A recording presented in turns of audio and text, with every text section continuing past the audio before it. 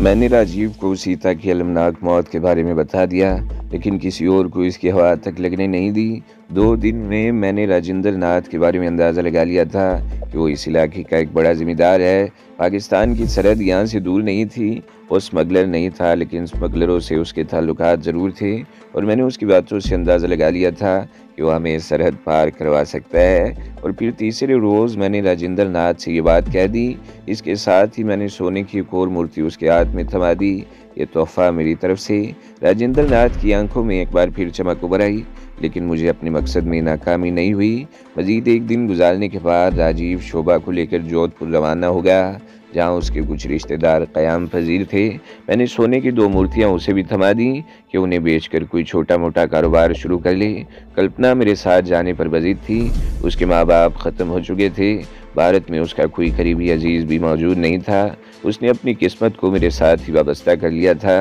राजीव और शोभा के जोधपुर जाने के अगले रोज़ मैं और कल्पना राजेंद्र नाथ के साथ उसकी पुरानी सी गाड़ी में घोरा, शेतलवलना और संचोल से होते हुए सुईगाम पहुंच गए। बाबूराव वाली गाड़ी मैंने राजेंद्र नाथ की हवेली में ही छोड़ दी थी और मैंने उसे गाड़ी के बारे में बता दिया था कि वह बाद में किसी वक्त उसके लिए मुसीबत का बाइस भी बन सकती है। इसकी तुम चिंता ही मत करो, राजेंद्र नाथ ने कहा। 4 दिन बाद मालिक भी देखेगा तो अपनी कार को नहीं पहचान सकेगा। सुई गांव में हमने राम निवास नामी एक पंडित के घर में क़याम किया। एक दिन हमें वहाँ भी रहना पड़ा। यहाँ भी सोने की चंद जेवर और सोने की एक मूर्ति पंडित की नज़र खलनी पड़ी। अगले रोज़ दोपहर के बाद हमें कह दिया गया कि हम तैयार रहें, रात को किसी भी वक्त हमारी रवानगी हो सकती है। सरहद सुई गांव से चंद किलोमीटर के फासले पर थी। सरहद से दूसरी तरफ रनकच का इलाका था। इस पूरे खित्ते में कहीं दलदलें थी, कहीं पहाड़ियाँ और कहीं बबूल और कीकर के छदरे जंगल फैले हुए थे। निग्गर पार कर नाम का वो कस्बा भी सरहद के दूसरी तरफ चंद मील से ज़्यादा नहीं था। कल्पना एक अजीब सी सनसनी महसूस कर रही थी। उसने अपने आप को मेरे साथ जोड़ लिया था। अपनों को छोड़कर उसने मुझे अपना मान लिया था और अपना देश भी छोड़ रही थी। सूरज ढलने के तकरीबन 1 घंटे बाद हम एक खटारा सी जीप पर सुईगाम से रवाना हो गए। हमारे साथ राजेंद्र नाथ के अलावा सिर्फ एक आदमी था जो ड्राइव कर रहा था। सुईगाम से सरहद की तरफ निगर पार कर तक एक नीम पुख्ता सड़क चली गई थी। तकरीबन 1 घंटे तक उस सड़क पर सफ़र करने के बाद जीप रेगिस्तान की तरफ मुड़ गई और मज़ीद 1.5 घंटों बाद टीलों के करीब रुक गई। वहाँ टीलों की आड़ में 5 ऊँट थे। हर ऊँट के साथ 2 आदमी थे और वो सब के सब मुसल्ले थे। रात 2 बजे के करीब एक और शुतर सवार वहाँ पहुँच गया। उसने काले कपड़े पहन रखे थे और वो आते ही सिंधी ज़ुबान में चीख कर कुछ कहने लगा। चलो जल्दी करो, ऊँटों पर बैठो। शुतरबानों में से एक ने हमें मुखातिब करते हुए चीख कर कहा। तमाम ऊँटों पर अगरचे सामान लदा हुआ था, लेकिन एक ऊँट पर मुझे और दूसरे पर कल्पना को बिठा दिया गया और फिर ऊँट जिस तरह खड़े हुए थे वह बमुश्किल अपने आप को संभाल सका था। दूसरे ऊँट पर बैठी हुई कल्पना के मुंह से तो हल्की सी चीख भी निकल गई। राजेंद्र नाथ और जीप का ड्राइवर वहीं रह गए। शुतरबान ऊँटों के साथ साथ दौड़ने लगे। ये ऊँट की सवारी का मेरा पहला तजुर्बा था। ये बिल्कुल जानवर जिस तरह झटके दे रहा था, इससे मेरे जिस्म का जोड़ हिल रहा था। कल्पना भी खौफ से चीख रही थी और मैं चीख कर उसे बता रहा था कि वो कुजावे को मजबूती से पकड़े रखे। मुझे इन शुतरबानों पर हैरत हो रही थी जो ऊँटों की रस्सियाँ पकड़े उनसे भी आगे दौड़ रहे थे। तकरीबन 1 घंटे बाद उनकी रफ्तार कम हो गई। अब ऊँट मामूल की चाल चल रहे थे, लेकिन हमें झटके बदस्तूर लग रहे थे। 1.5 घंटा मजीद सफ़र करने के बाद एक बस्ती के आसार दिखाई देने लगे। वो रात का आखिरी पहर था। बस्ती सन्नाटे में डूबी हुई थी। ऊँट बस्ती में दाखिल होकर एक हवेली के फाटक में दाखिल हो गए। अहाते में ऊँटों को जिस तरह बिठाया गया था, मैं मुंह के बल गिरते गिरते बचा था। मुझे और कल्पना को इमारत के ऊपर वाले कमरे में पहुंचा दिया गया, जहां सिर्फ एक झलंगा सी खाट बिछी हुई थी। अब तुम लोग इधर आराम करो साईं, सुबह वडेरे तुमसे बात करेगा, हमारे साथ आने वाले शख्स ने कहा और कमरे से निकल गया। मैंने इधर उधर देखा। कमरे में इस चारपाई के अलावा और कुछ भी नहीं था। इस चारपाई पर भी सिर्फ एक रिल्ली रखी हुई थी। मैंने बाड़मेर से रवाना होने से पहले ये अक्लमंदी की थी। ये सूटकेस का सामान एक थैले में डाल लिया था। उसमें जेवर भी थे, कपड़े भी, और वो थैला मैंने गले में लटका लिया था। मैंने दरवाजे को अंदर से कुंडा लगा दिया और रल्ली उठाकर फर्श पर बिछा दी। तुम चारपाई पर लेट जाओ, मैं यहाँ लेट जाता हूँ, मैंने कल्पना की तरफ देखते हुए कहा और थैला कांधे से उतार कर तकिए की तरह रख लिया।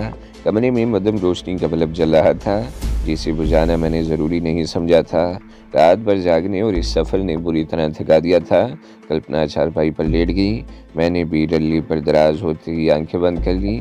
मुझे अंदाज़ा नहीं था कि कितनी देर सोया होऊंगा, और फिर दरवाजे की दस्तक की आवाज़ सुनकर मेरी आंख खुल गई। आंख खुलते ही मैं इसलिए भी चौंक गया कि कल्पना मेरे साथ लेटी हुई थी। उसका एक हाथ मेरे सीने पर था। दस्तक की आवाज़ दोबारा उभरी। मैंने कल्पना का हाथ आहिस्तगी से अपने ऊपर से हटाया और उठकर दरवाज़ा खोल दिया। दरवाजे पर वही आदमी खड़ा था जो हमें इस कमरे में छोड़ कर गया था। साईं, तुम लोग नाश्ता कर लो, फिर वडेरा तुमसे बात करेगा, उसने कहा। मुँह हाथ धोने की जगह कहाँ है, मैंने पूछा। वो उधर गुसल खाना है, इसने बाहर एक तरफ इशारा किया।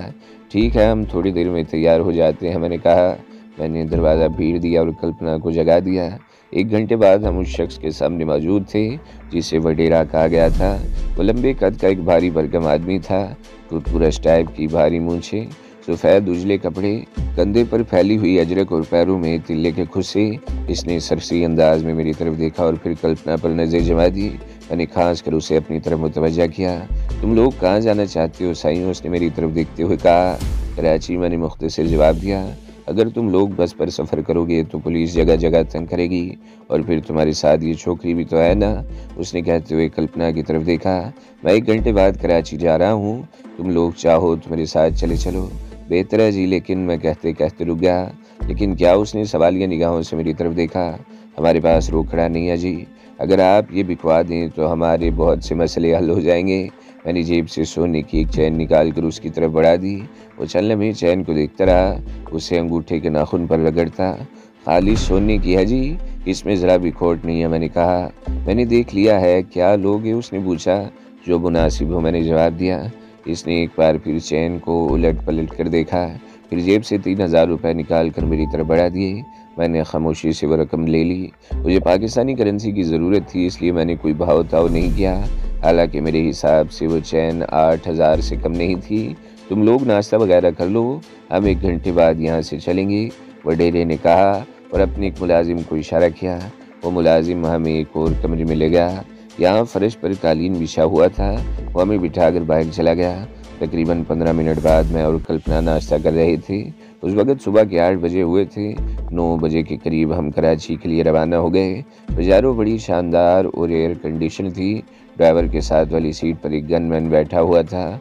उससे पिछली सीट पर वडेरा और आखिरी सीट पर हमें बिठा दिया गया। आखिर में सामान रखने की जगह पर एक वाटर कूलर भी रखा गया था। ये इलाका भी रेगिस्तानी था, कहीं कहीं सब्जा था, थोड़ी बहुत खेती बाड़ी थी और छोटी छोटी बस्तियां थी। मैं राजस्थान में ही अंदाज़ा लगा चुका था कि रेगिस्तान में रहने वालों की ज़िंदगी कितनी कठिन होती है। हम रहीम बाज़ार, बदीन, गड़ी जेटी, सजावल और ठट्ठा से होते हुए शाम के वक्त कराची पहुंच गए। तुम लोगों को कहाँ जाना है, वडेरे ने पीछे मुड़कर मेरी तरफ देखते हुए कहा। जहाँ कहो उतार दें, किसी होटल के सामने उतार दे जनाब, मैंने कहा। होटल में ठहरोगे इस छोकरी के साथ, इसने मुझे घूरा। कोई रिश्तेदार, कोई जानने वाला नहीं है यहाँ?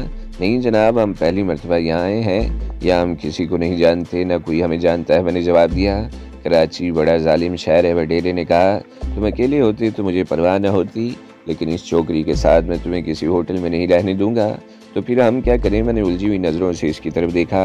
ये क्या लगती है तुम्हारी, इसने पूछा। मेरी पत्नी है जी, मेरे मुंह से बेख्तियार निकला। तो फिर ऐसा है कि, उसने कहा और चंद लम्हों की खामोशी के बाद बोला। कराची में मेरा बंगला है गुलशन इकबाल में, कई कमरे हैं। मैं एक कमरा तो तुम लोगों को दे दूंगा, जब तक चाहो वहाँ रह लेना मेरे मेहमान बनकर, और ये भी रख लो अपने पास, किसी और वक्त काम आ जाएगी।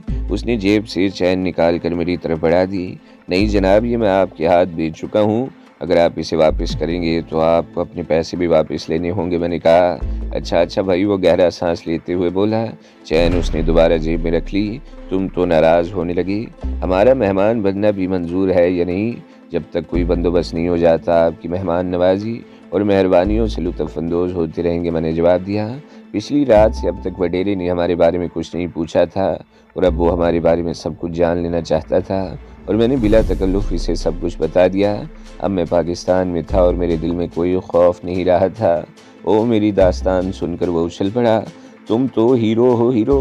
बात यह है साईं कि हिंदुस्तानी स्मगलरों से मेरे ताल्लुकात ज़रूर हैं, वो हमारा कारोबार है, लेकिन अपने वतन से मोहब्बत हमारा ईमान है। हमने जैसलमेर वाले कैंप की तबाही के बारे में सुना था और हम खुश हुए थे। अब तुम अमन की सरजमीन में आ गए हो, यहाँ तुम्हें कोई ख़तरा नहीं। तुमसे मुलाकात करके बड़ी खुशी हुई। अब तुम और कहीं नहीं जाओगे, मेरा घर तुम्हारे लिए हाजिर है। शबरोज़ साईं, पाकिस्तान के लोग भी कश्मीरियों से बहुत मोहब्बत करते हैं।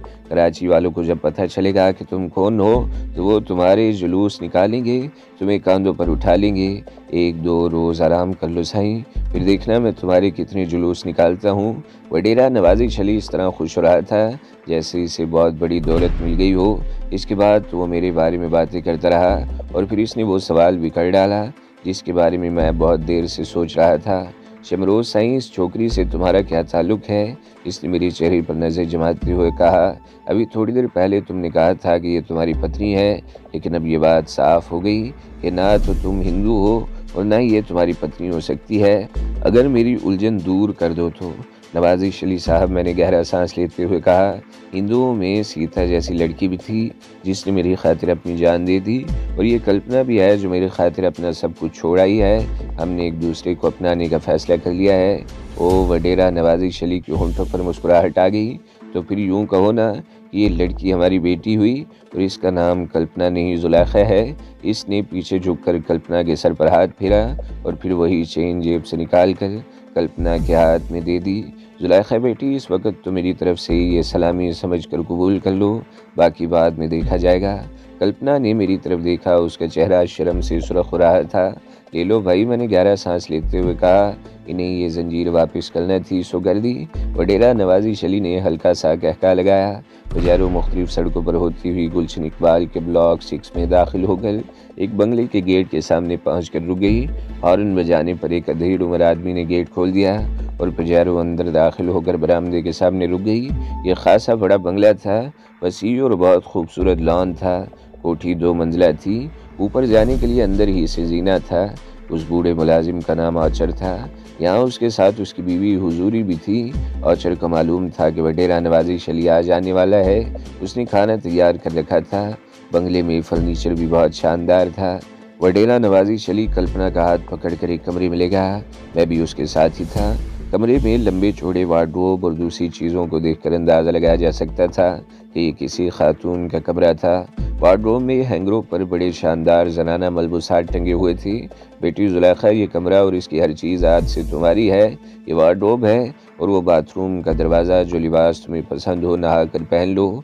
हम 1 घंटे बाद खाने की मेज़ पर तुम्हारा इंतज़ार करेंगे, वडेरा नवाज़ी शली ने कहा और मुझे दूसरे कमरे में ले आया। ये फ़िलहाल तुम्हारा कमरा है, तुम भी नहा कर तैयार हो जाओ। वो मेरे जवाब का इंतज़ार के बगैर बाहर निकल गया। मैं चंद लम्हे खड़ा हैरत से उसके बारे में सोचता रहा, फिर दरवाज़ा बंद कर लिया। थैला कंधे से उतार कर बेड पर रखा और अपने कपड़े निकालने लगा। 1 घंटे बाद हम तीनों खाने की मेज़ पर बैठे हुए थे। कल्पना ने नेवी ब्लू रंग का शलवार सूट पहन रखा था।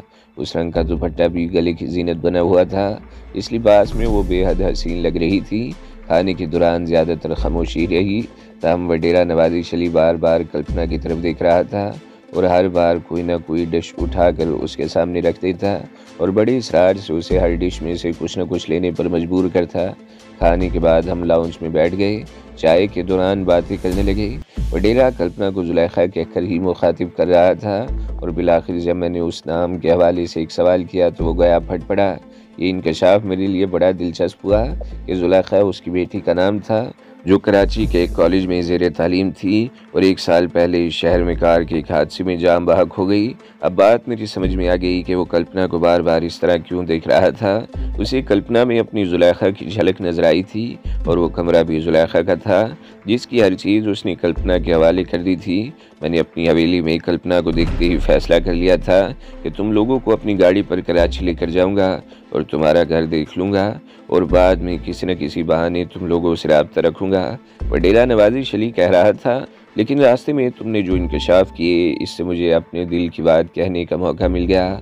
आज मैं बहुत खुश हूँ, मुझे मेरी बेटी भी मिल गई है और एक ऐसा शख्स भी जिसकी दोस्ती पर मैं फ़ख्र कर सकता हूँ।